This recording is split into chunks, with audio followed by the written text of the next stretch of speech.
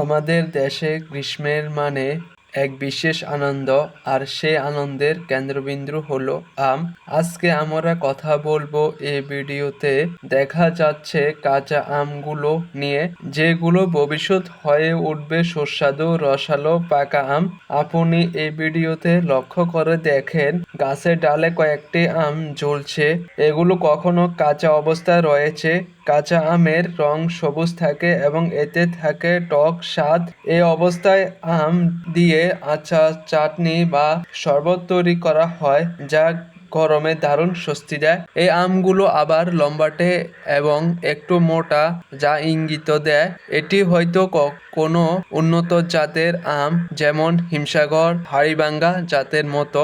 তবে সঠিক জাত নির্ভর করে এলাকার উপর। আম গাছ সাধারণত গরম ও রোগযুক্ত পরিবেশ ভালো জন্মায়। বাংলাদেশের আবহাওয়া আম চাষের জন্য খুবই উপযোগী।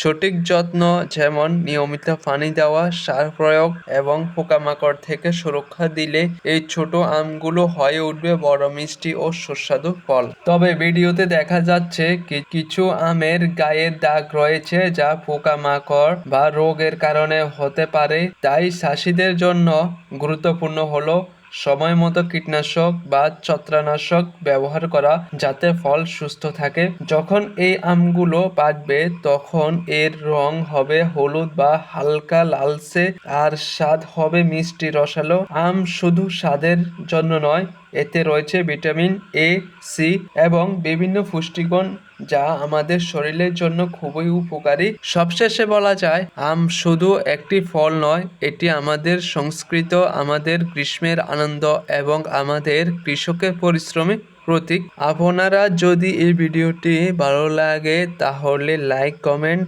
এবং শেয়ার করতে ভুলবেন না।